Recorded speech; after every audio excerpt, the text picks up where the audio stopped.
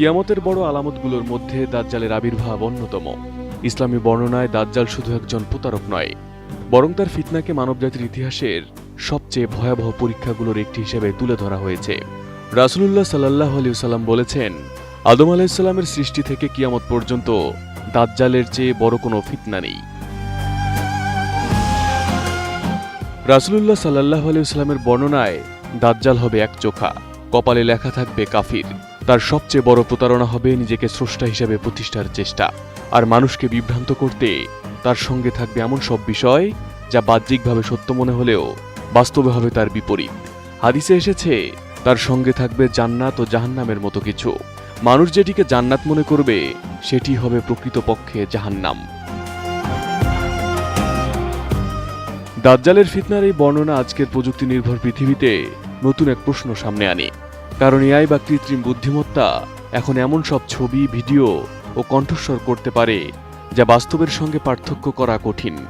Defect প্রযুক্তির মাধ্যমে একজন মানুষকে এমন বক্তব্য দিতে দেখা যেতে পারে যা তিনি কখনোই বলেননি। এমনকি মৃত মানুষের কণ্ঠস্বর বা অবয়বও প্রযুক্তির মাধ্যমে কৃত্রিমভাবে তৈরি করা সম্ভব। হাদিসে দাজ্জালের এমন এক ভয়াবহ পরীক্ষার কথাও এসেছে, যেখানে একজন মুমিন তার প্রতারণা বুঝতে পারবেন। দাজ্জাল তাকে হত্যা করার পর পুনরায় জীবিত করার মতো ঘটনা ঘটবে, এমনকি তার মৃত বাবা মাকেও জীবিত করে দেখাবে দাজ্জাল। কিন্তু এসব দেখে ওই ব্যক্তির ঈমান আরও দৃঢ় হবে, অর্থাৎ চোখের সামনে ঘটে যাওয়া অসাধারণ কোনো ঘটনাও তাকে সত্য থেকে বিচ্যুত করতে পারবে না। এখানে আধুনিক প্রযুক্তির সঙ্গে একটি ধারণাগত মিল খুঁজে পাওয়া যায়। আজ মানুষ চোখে যা দেখে, কানে যা শোনে, তার সবকিছুই যে সত্য নয়, এআই ও ডিফেক্ট সেটি ক্রমশ স্পষ্ট করে তুলছে। দাজ্জালের দ্রুত বিচরণের কথাও হাদিসে এসেছে। রাসূলুল্লাহ সাল্লাল্লাহু আলাইহি ওয়াসাল্লাম তার গতিকে বাতাসে তাড়িত মেঘের সঙ্গে তুলনা করেছেন। আজ বিমান, স্যাটেলাইট, ইন্টারনেট ও ভিডিও কল পৃথিবীর দূরত্বকে প্রায় অদৃশ্য করে দিয়েছে। এক প্রান্তের ঘটনা মুহূর্তে পৌঁছে যাচ্ছে অন্য প্রান্তে। ভবিষ্যতের প্রযুক্তির সক্ষমতাকে আরও বহুগুণ বাড়াতে পারে। তবে এখানেই সতর্ক থাকা জরুরি।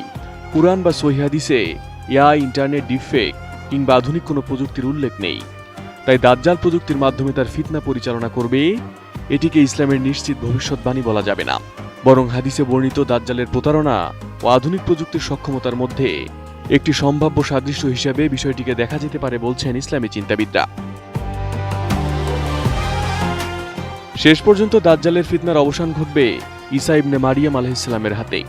সহিহ মুসলিমের বর্ণনা অনুযায়ী তিনি অবতরণ করে দাজ্জালকে লুদের প্রবেশপথে হত্যা করবেন।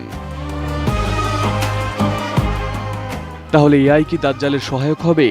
তার ফিতনা কতটা প্রযুক্তি নির্ভর হবে? এসবের নিশ্চিত উত্তর মানুষের জানা নেই। দাজ্জালের আগমনে তার কার্যকারিতা ঠিক কেমন হবে, কোন প্রযুক্তি সে ব্যবহার করবে, একমাত্র আল্লাহ পাকই তা ভালো জানেন। তবে আজকের প্রযুক্তি আমাদের একটি বিষয় শিখিয়ে দিয়েছে, চোখে দেখা কিংবা কানে শোনা প্রতিটি বিষয় সত্য নাও হতে পারে। আর দাজ্জালের ফিতনা থেকে বাঁচতে তাই প্রযুক্তির চেয়েও বেশি প্রয়োজন ঈমান, জ্ঞান এবং সত্য মিথ্যা যাচাই করার সক্ষমতা। এমনটাই বলছেন ইসলামী চিন্তাবিদগণ। Arif Hasan, ATN news.